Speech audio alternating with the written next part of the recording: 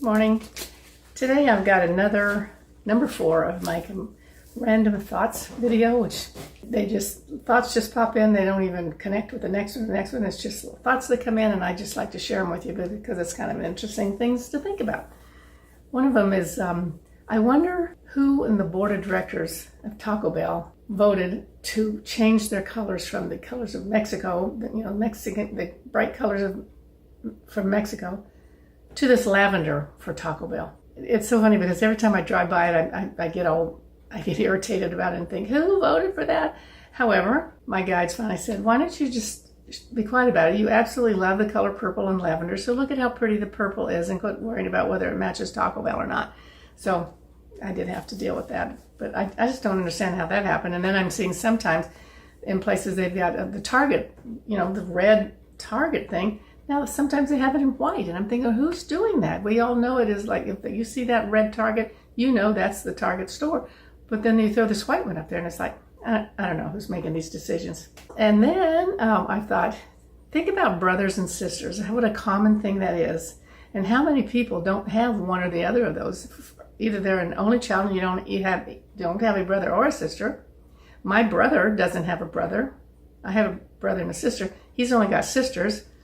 And it's just such a common thing that people have, and that so many people don't have one of them. It's kind of bizarre. When our kids were younger, we go to restaurants and they have those little vending machines. You put 25 cents in for something, or you put a quarter for play some music or something.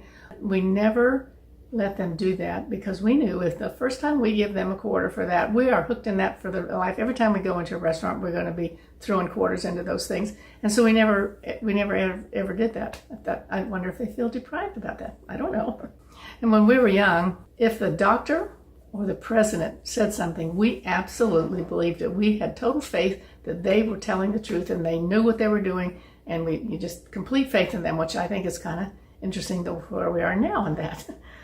That you just have to question almost everything. But back then we didn't. Then when you're driving down the freeway and you see a big, huge truck with a trailer on with some of this big equipment, like road building equipment or something that's going to do major construction, that's a really bizarre machine, and you don't know where do you get those things? Do you go on Amazon and order one? Can you just Google it and you order one? You have to have that specially made for whatever job it is that you're doing. I just keep thinking about it, like, where do you get those really bizarre machines?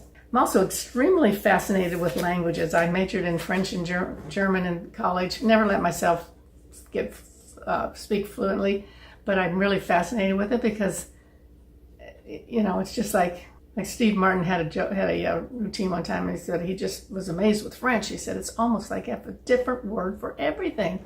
And you go in and get your nails done, get your hair done, and they're most of the time, and for some reason, a lot of Vietnamese women are nail technicians. And so the one place that I go, they're all from Vietnam, and they all are talking to each other all the time with this language that has absolutely no meaning to me at all. It's just like sounds, and then they'll say something and they'll all crack up because it was a joke, and we don't even know what it is that they're talking about. So I just think it's really, really fascinating, what language are like. It's also a separation for us because if you get to where you're speaking languages, and so I can't understand you because you speak German and I speak English, and we can't understand each other. It's a big separation that's put in between us. So that's something to think about too. Back during COVID, I just noticed these are all random thoughts.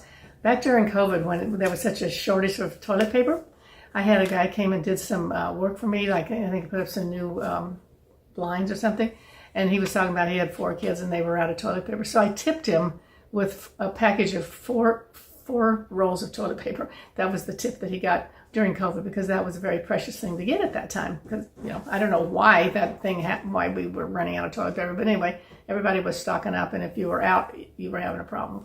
I don't know how many of you have watched The Matrix. I know that I tried for two times over the years to watch it. I just couldn't even get through Matrix 1. I didn't get it at all. And then last year when my roommate Jan was here, we watched it, and I said, okay, I kind of get that, just on Matrix 1.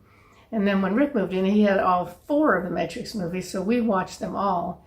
And oh my gosh, I finally got it. It's like if we realize, like Neo realized he was the one. When you realize that you are an infinite being and how powerful you really are, you realize you can do anything. You just think of the Matrix and just know he stopped bullets, he stopped trains, he could do anything because he realized who he was. Even if you had, I mean, you might want to try it again if you tried it before, and if you've kind of been growing spiritually over the years, you might get it this time. And I get it at the end.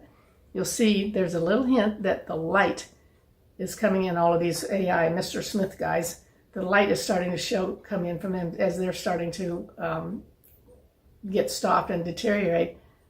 You just notice there's some light there. So it's really a very interesting little bit of hope there at the end. So it's kind of interesting. So they have 4 of them, and apparently a 5th one's coming out.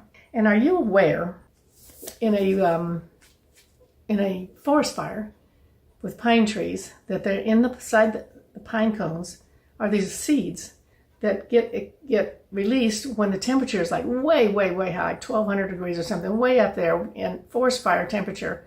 It releases the seeds to reseed the forest. Now, what a plan is that all about? You know, it's amazing that the whole thing is all just set up like, oh, you're going to have a fire, it's going to wipe everything out. Well, let's just reseed the whole place with new trees. And I think that's a miracle. Another miracle is getting in a daggum airplane and full of all these people, all the luggage, all the weight of the airplane, and that thing can get up in the air. I just don't even get it. I'm fascinated with it every time I fly. I think it's absolutely amazing. If you have anything that you really, really want to do, like I used to say I wanted to ski 6 times a year.